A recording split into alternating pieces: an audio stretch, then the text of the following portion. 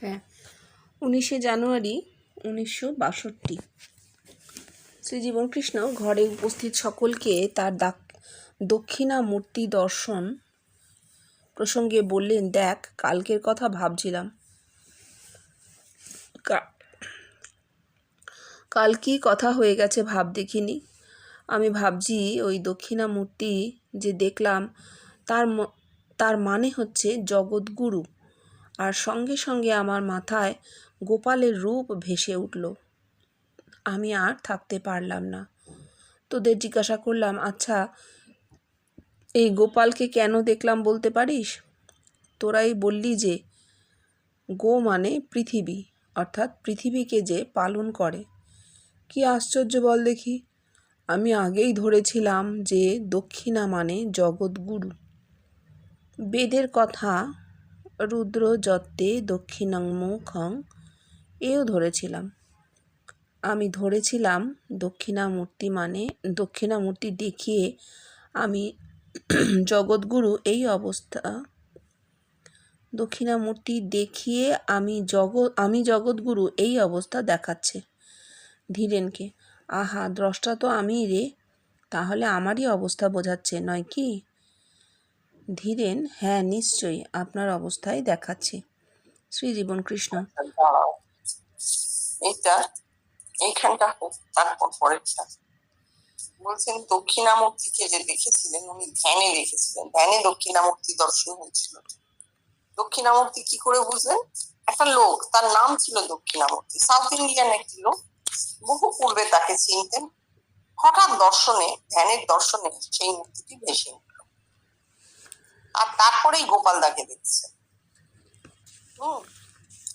এই দর্শনটা উনি বুঝতে পারছিলেন না কি অর্থ হতে পারে। আসলে খুব গভীর গূঢ় অর্থ হয় এক একটা দর্শনের। আমাদেরও তো অনেক দর্শন হয়, আমরা বুঝতে পারি না কি দেখলাম, কি আর দেখলাম। কিন্তু ওর মাথায় একটা অদ্ভুত জিনিস ছিল, যে স্বয়ংবেদ্য একটা অবস্থা দেখলেন, দেখার এফেক্টটা সঙ্গে সঙ্গে কিছুটা বুঝতে পারতেন। পরে পরে আনফোল্ডমেন্ট হতো, বলতেন সেই দেখেছিলাম, তার মানে এখন তাহলে বুঝছি এই। কিন্তু অনেক ক্ষেত্রে একদম ইনস্ট্যান্ট বলতেন, এটা ইনস্ট্যান্ট বলছেন। রুদ্রমূর্তিটা কখন? ভগবান বলো, ব্রহ্ম বলো, যে খুশি নামে ডাকো, সেই যে মূর্তি, যখন মূর্তি হচ্ছে, মূর্তির অবস্থাটা, মূর্তিটা কখন রুদ্র কখন হয়? যখন বস্তুতে প্রকাশিত হয়। কেন আমরা রুদ্র বলছি? কেন বলছি যে এটা ভয়ঙ্কর, প্রাণঘাতী, আমাদের জন্য এটা কষ্টের, তাই তো? রুদ্র মানে আমাদের জন্য অমঙ্গল, অকল্যাণ। কিন্তু জগতে অমঙ্গল, অকল্যাণ বলে তো কিছু নেই, হয় না তো? আসলে দেহটা আঘাত পায়, দেহটা কষ্ট পায়। কেন? দেহের নিজস্ব ইন্দ্রিয়গুলো আছে, এই সব ইন্দ্রিয়ের অনুভূতি আছে, আর কষ্টের অনুভূতি আছে, আনন্দের অনুভূতি আছে, সবই কিন্তু ইন্দ্রিয় দিয়ে আমরা পাই, দেহটা পাই। কখন পাই? যখন প্রকৃতিতে এমন কিছু ঘটে যেটা আমার দেহে তার প্রভাব পড়লে তা থেকে আমার একটা কষ্ট উদ্ভূত হয়, ব্যথা হতে পারে, রক্তপাত হতে পারে, মনে কষ্ট হতে পারে। এগুলো কিন্তু সব দেহের, মনও কিন্তু দেহেরই অঙ্গ। একে আমরা বলছি রুদ্র। বস্তুতে প্রকাশনে দেহকে যা সহ্য করতে হয় তাকে বলা হচ্ছে রুদ্র। অকল্যাণ, অমঙ্গল এগুলো কথা নয়। ধরো বাইরের যে বিরাট সূর্যটা আছে, তুমি যদি তার যত কাছে যাবে পুড়ে যাবে। আমরা বেশি কাছে তো যেতে পারি না, কাছে যেতে পারি না। যদি সূর্য একটু বেশি কাছে চলে আসে পৃথিবী পুড়ে যাবে। এটা হচ্ছে এফেক্ট। পুড়ে গেলে কি হবে? সূর্যের কি এসে গেল তাতে? প্রকৃতির বা কি এসে গেল? কিছুই না। কিন্তু আমাদের দেহে তার এফেক্ট হবে, আমরা পুড়ে যাব, আমাদের কষ্ট হবে, জ্বলে পুড়ে শেষ হয়ে যাব। এই জন্য আমরা বলছি এইটা অকল্যাণ, অমঙ্গল, বাইরের সূর্যের কাছে যাওয়া। কিন্তু এই একই জিনিস যখন ভেতরে হয়, ভেতরে যখন দর্শন হচ্ছে, যেহেতু সেই দর্শনটা আমাদের ইন্দ্রিয়ের অতীত দর্শন, কারো পড়বে না, তো দেখা হচ্ছে ভিতরে চৈতন্যের ক্রিয়া, সেই চৈতন্যের ক্রিয়া কিন্তু বস্তুতে এফেক্ট করবে না। তার জন্য চৈতন্যে আমরা যখন দেখছি, ভেতরের দর্শনে যখন সূর্য দেখছি, সেই রূপটাকে আমরা বলছি মঙ্গলময়। কেন? তার দেহে আঘাত ফেলছে না, তার দেহে কোনো প্রভাব ফেলছে না, তাই জন্য বলছি এটা মঙ্গলময়। আসলে সবই মঙ্গল, ব্রহ্ম, সবই তো ব্রহ্ম, সবই ব্রহ্ম, এই জগৎও ব্রহ্ম। একটা আমার দেহে আঘাত করছে আর একটা করছে না। এইবার উনি যেটা বলছেন দক্ষিণামূর্তি, দাক্ষিণ্য, দাক্ষিণ্য থেকে দক্ষিণামূর্তি, দাক্ষিণ্য বা করুণা, এটা কি? একজন বড় কেউ আছেন, তিনি আমাকে করুণা করলেন, এইটা আমরা সাধারণভাবে বুঝি, দ্বৈতবাদে সাধারণভাবে বুঝি, কিন্তু তা নয়। করুণা বা দাক্ষিণ্য হচ্ছে একটা ওয়েভের মতো, একটা তরঙ্গ, যে তরঙ্গটা আমার দেহে একটা শান্তি, একটা স্থিতির বয়ে আনবে, শান্তির ধারা বয়ে আনবে, শান্তির তরঙ্গ। এইটা হচ্ছে দাক্ষিণ্য। যেমন কি বলবো, যেমন ধরো অনেকে শ্রী রামকৃষ্ণ দেবের কাছে ওই ঘরের দরজায় গিয়ে চুপ করে বসে থাকে। কেন? একটা শান্তি অনুভব করে, দেহে মনে একটা অসম্ভব শান্তি অনুভব করে। জগতের কোনো কিছুই, কোনো তরঙ্গই তাকে আর যেন ছোঁয় না। এই একটা বিশেষ অবস্থা, এইটা কিন্তু দাক্ষিণ্যের অবস্থা। সেটা উনি কি বলছেন?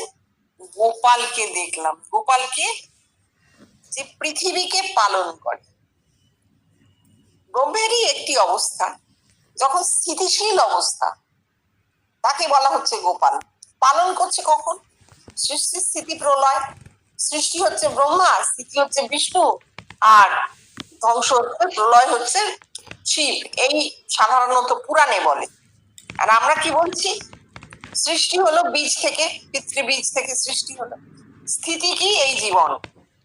কিন্তু তা সত্ত্বেও মাথায় অজস্র তরঙ্গ খেলছে তো। কিন্তু এই দক্ষিণামূর্তিকে দেখার পর, গোপালকে যখন দেখছেন, তখন কি হচ্ছে?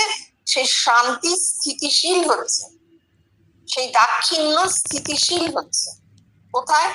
ওর সহস্রারে। বলছেন আমারই তো অবস্থা 100 বার, ওর অবস্থা, ওর মাথায় স্থিতিশীল হচ্ছে, আর ওর সহস্রারে তো জগৎ। আমরা কি করছি? মধ্যমায় বুঝছি যে একটা মানুষেরই সহস্রারে জগৎ, অতএব আমাদেরও সহস্রারে জগৎ, কিন্তু ওর এটা বস্তুতত্ত্বে দর্শন হয়েছে, একদম বস্তুতত্ত্বে। তাই ওর সহস্রারে যখন গোপালকে দেখছেন এবং দক্ষিণামূর্তিকে দেখছেন, যে অবস্থাটা তৈরি হচ্ছে, সেটা জগতে বর্তে যাবে। জগতের মানুষের মাথায় ওই শান্ত স্থিতিশীল অবস্থাটা বর্তাবে, তাকেই দাক্ষিণ্য বলা হচ্ছে। আচ্ছা, হ্যাঁ, পড়ো। ধীরেন, হ্যাঁ নিশ্চয়ই আপনার অবস্থাই দেখাচ্ছে। শ্রী জীবন কৃষ্ণ, আচ্ছা মুখ মানে অবয়ব হয় কি? ধীরেন, হ্যাঁ অবয়বও হয়। শ্রী জীবন কৃষ্ণ, এই কথা আমি সকালেই ভাবছিলাম, কিন্তু দেখ আমার ব্রেন খুব রেশনাল। আমি হিস্ট্রিতে জাম্প দিলাম আর ভাবতে লাগলাম যে এই বুদ্ধ, সেও ধ্যান করার সময় প্রার্থনা করতে বলছে। হ্যাঁ, সেও ধ্যান করবার সময় প্রার্থনা করতে বলছে যে দেখো, তুমি যখন ধ্যান করতে বসবে তখন ভাববে যে জগতে সকলেই তোমার মিত্র। আমি বুঝতে পারলাম, ও জগৎ তো তাহলে এই দাক্ষিণ্যের জন্য প্রার্থনা করে এসেছে। আচ্ছা, এই রুদ্র কারা? উপনিষদ কাদের রুদ্র বলেছে? ধীরেন, যারা কাঁদায় তারা রুদ্র, এই কথাই উপনিষদে আছে। শ্রী জীবন কৃষ্ণ, আচ্ছা রুদ্র কাদের বলেছে এই কথা ভাবতে গেলে আমাদের হিস্ট্রিতে আসতে হবে। হিস্ট্রিতে আমরা কি দেখি? Alexander, Caesar, Ptolemy, Attila, Timurlang, tsar, kaiser, এদের কথা ভাবতে হবে। আলেকজান্ডারের কথা ভাব, সে কি চেয়েছিল? সে চেয়েছিল যে সে জগতের একমাত্র সম্রাট হবে, অর্থাৎ সে চেয়েছিল জগতের সমস্ত লোক একটি লোকের দ্বারা শাসিত হবে। জগতের এইসব ওয়ারলর্ডরা চেয়েছিল জগৎকে শাসন করতে। জগতে এরাই ছিল রুদ্র। জগতের লোক রুদ্রকেই দেখেছে, আর এই জন্যই প্রার্থনা করে এসেছে। বুদ্ধও এই কথা বলে গেছে। হ্যাঁ, এটুকুও বলেন। দেখো, উনি জিজ্ঞেস করছেন, নিজেদেরকে কেন জিজ্ঞেস করছেন, যাতে ওর মাথায় তো একটা অদ্ভুত দর্শন হয়েছে। এটা তো একটা বিরাট দর্শন। দক্ষিণামূর্তিকে দেখাটা একটা বিরাট দর্শন। মানে 62 সালের এই দর্শনটা একটা ল্যান্ডমার্ক দর্শন। কেন?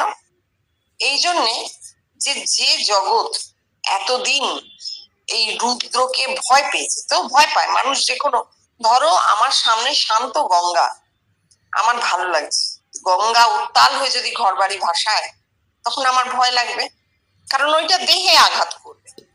বস্তুতে জগতে দেহে আঘাত করে। এতদিন মানুষ কি করেছে? জগতে বেঁচেছে, বস্তুতে দেহ নিয়ে বেঁচেছে, আর তাই তারা ভয় পেয়েছে। আর সেই ভয় থেকে তারা কি করেছে? দাক্ষিণ্যের জন্য প্রার্থনা করেছে। বুদ্ধ বলছেন, যখন ধ্যানে বসবে তখন সমস্ত জগতের কল্যাণ কামনা করে ধ্যানে বসবে। সকলকে তুমি তোমার মিত্র মনে করবে। সর্বে জীবে সুখিতা ভবন্তু, এইটা ছিল তার মুখের ভাষা।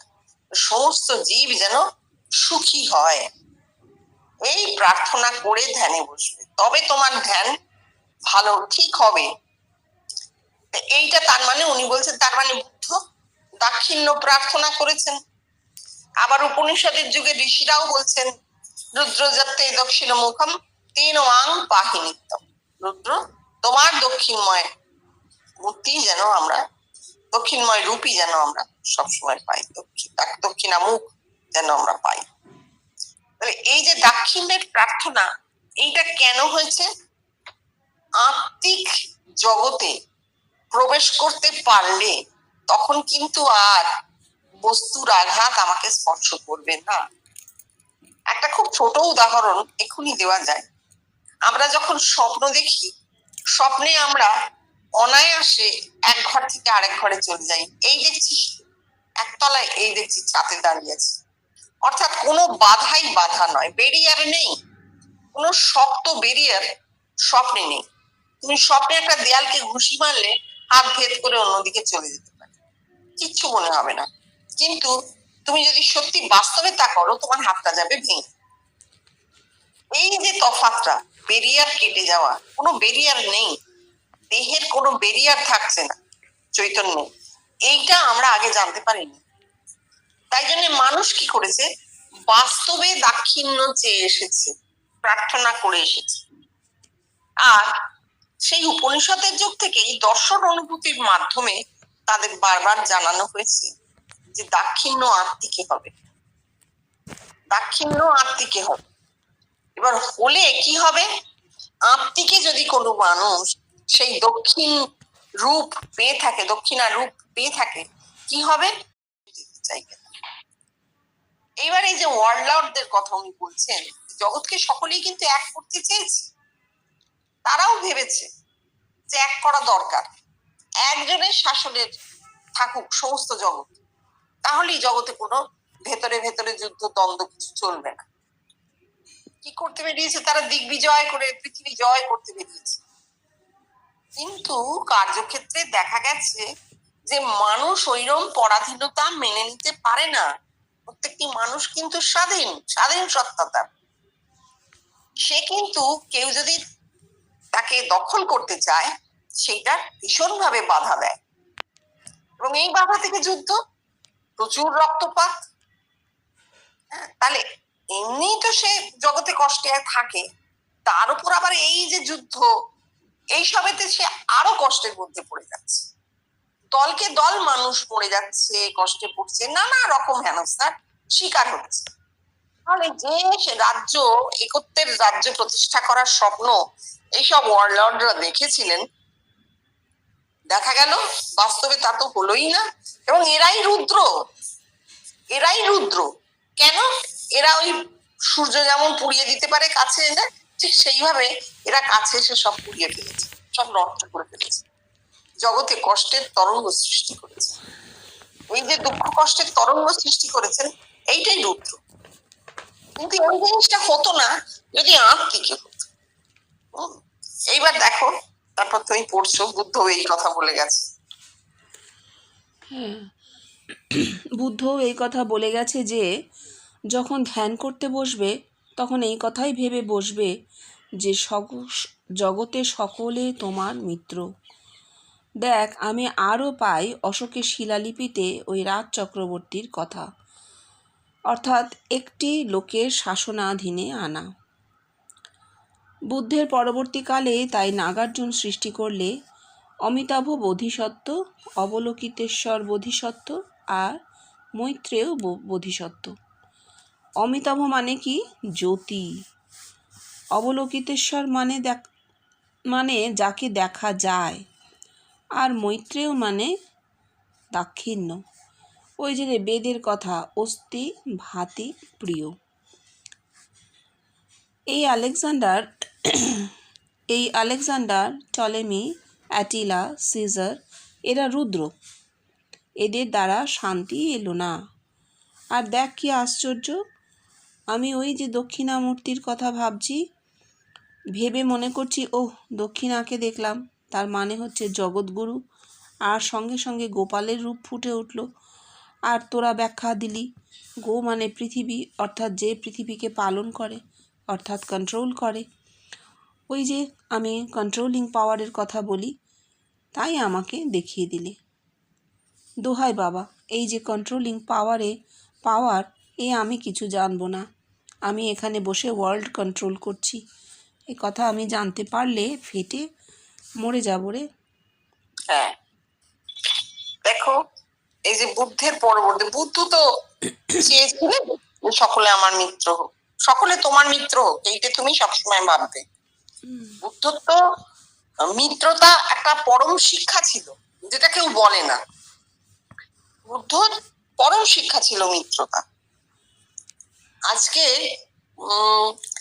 যখন আমরা চারপাশে একটা অদ্ভুত অস্বস্তিকর পরিস্থিতি দেখতে পাচ্ছি, অস্থির পরিস্থিতি, এবং বহু মানুষ বহু রকম কথা বলছেন, এবং কথাগুলো বলবার সময় খেয়াল করছেন না যে এগুলো কিন্তু বলা উচিত হচ্ছে না। কথার তো একটা শব্দ ব্রহ্ম, কথার একটা এফেক্ট থাকে, কথার একটা শক্তি থাকে। হ্যাঁ, সেই শক্তিটা খারাপ দিকেও যেতে পারে। শক্তির তো দুরকম হয় না, শক্তি তোমার খারাপ করতে পারে, শক্তি তোমার ভালো করতে পারে। শক্তি যখন এই করুণার মতন হয়, তখন সেটা তোমার মঙ্গল করছে, জগতের মঙ্গল করছে। আর যখন সেটা তোমার ওই সূর্য কাছে আসার মতন হয়, তখন কিন্তু তা জগতে রুদ্র হয়ে দাঁড়াচ্ছে। তো মানুষ মনে করে না, মনে করে এগুলো বলাই ভালো। কিন্তু বুদ্ধ শক্তির এই অবস্থাটা বুঝতে পেরেছিলেন, যে শক্তি যে মানুষের ক্ষতি করতে পারে, আবার শক্তি যে মঙ্গল সাধন করতে পারে, এইটা তিনি বুঝেছিলেন। তাই তিনি সবসময় এই কথাগুলো, এই মিত্রতার শিক্ষা কিন্তু দিয়েছেন। ক্ষমা, মিত্রতা, অহিংসা। হিংসাটা কখন আসে? যখন একটা মানুষ খুব শান্ত, সে কাউকে হিংসে করে না, কিন্তু কেউ যদি তাকে অকারণ আঘাত করে, তখন তার মনে হিংসের ভাব আসতে পারে।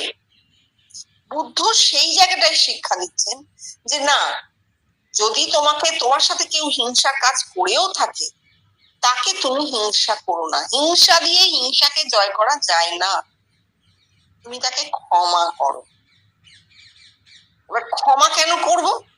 ক্ষমা যদি কেউ না করে, তাহলে তার ব্রেনে কিন্তু একটা প্রেসার পড়ছে। সে সারাক্ষণ ভাবছে যে অমুক লোকটা আমার সঙ্গে অমুক কাজটা করেছিল।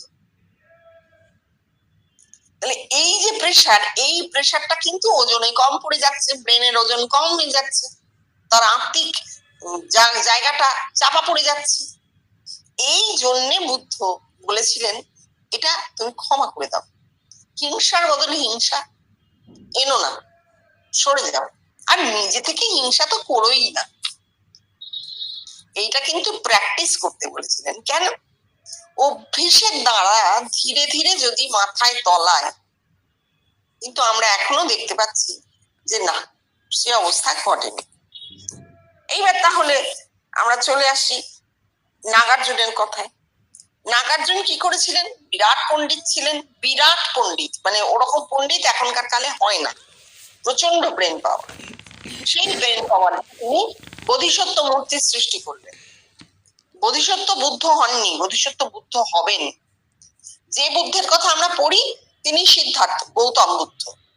এই গৌতম বুদ্ধের পরে এরা নাকি আসবেন, কাল্পনিক 3টি মূর্তির সৃষ্টি করলেন। মহাযান ধর্মে এদের পুজো করা হয়। অমিতাভ মানে অমিত শক্তি, অমিত শক্তি, অমিত তেজ, জ্যোতি, চিন্ময় রূপ। যে চিন্ময় রূপ আমরা দেখি ভেতরে। তারপর অবলোকিতেশ্বর, যিনি প্রতিজ্ঞা করেছিলেন যে যতক্ষণ একটি প্রাণীরও নির্বাণ বাকি থাকবে আমি নির্বাণ নেব না। অর্থাৎ এটা কাল্পনিক, কাল্পনিক মূর্তি, কিন্তু এই আইডিয়া গুলোকে নাগার্জুন ভেবেছিলেন। আমরা যদি নাগার্জুনের ওই মূর্তিটা সরিয়ে দিয়ে শুধু আইডিয়াটাকে দেখি, তাহলে তিনি কি আইডিয়া নিচ্ছেন?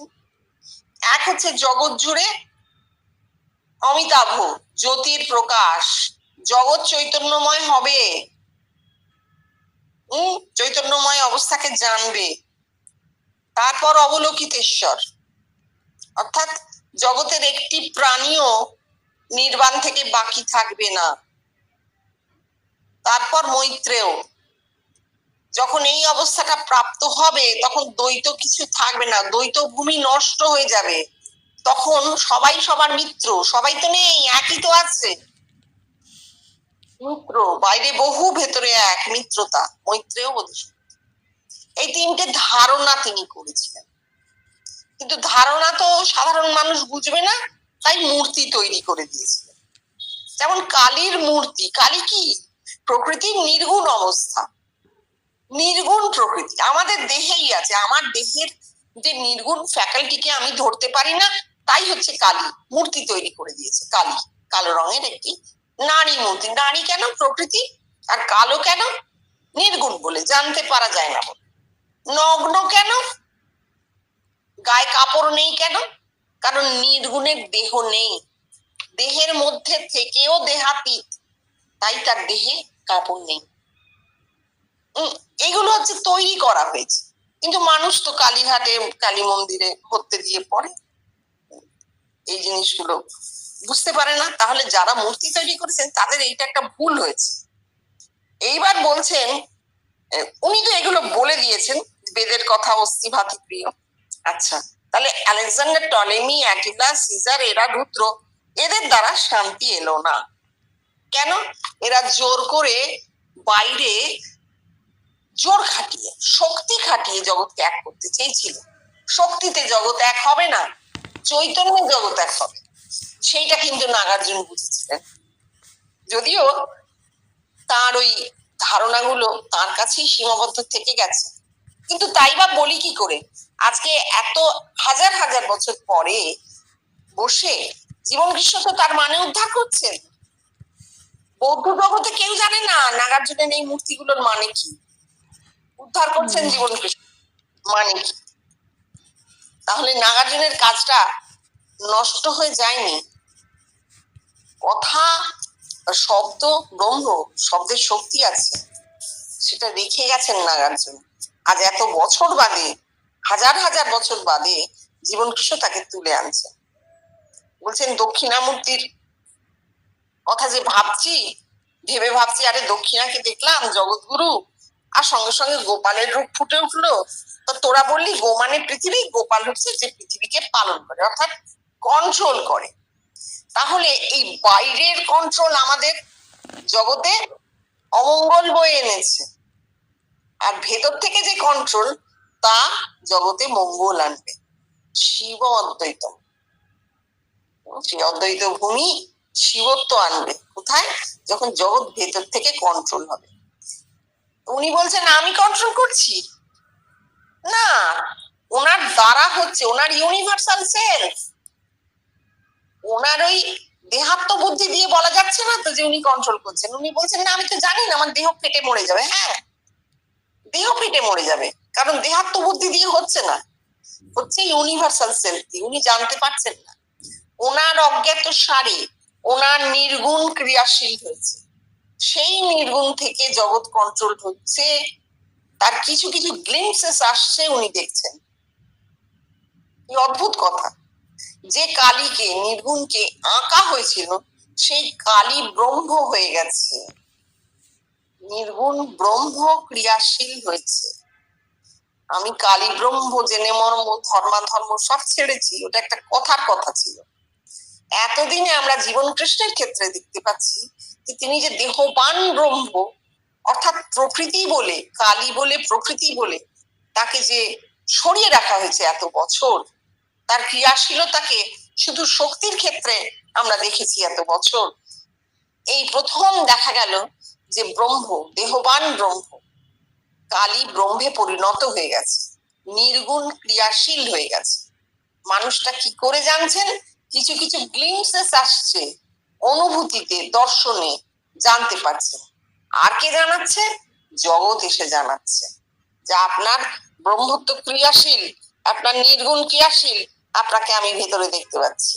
দেখে কি হচ্ছে? আমারও নির্গুণ ক্রিয়াশীল হচ্ছে।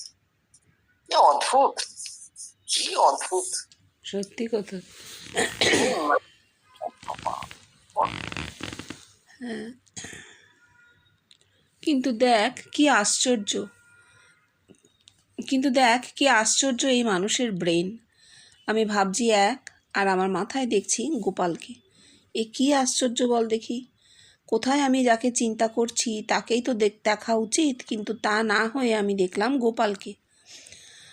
কবে 42 বছর আগে দক্ষিণা বলে একজন লোক, তাকে দেখলাম। সে এখন বেঁচে আছে কি না তাও ঠিক নেই। আর দেখ, এই দক্ষিণা বলে যে লোক, সে মোস্ট ইনসিগনিফিশিয়েন্ট লোক, তার সঙ্গে আমার আলাপও ছিল না, আর সে আমার সঙ্গে মিশতেও সাহস করতো না। পাড়ার লোকে তাকে দক্ষিণা বলে ডাকতো, এই জানতাম। আর দেখ, তার রূপটা কিনা আমার ভেতরে ফুটে উঠল। দক্ষিণা বলে যে একজন লোক জগতে আছে এ কথা আমার মনেই ছিল না। কিন্তু দেখ, আমার বহু অনুভূতি হয়েছে, কিন্তু কিছুই আমাকে টলাতে পারেনি। কিন্তু এই দক্ষিণাকে দেখে আমি যেন দমে গেছি। এমন কখনো হয়নি যা দক্ষিণাকে দেখে হয়েছে। একজন জ্যান্ত মানুষ দেখিয়ে আমায়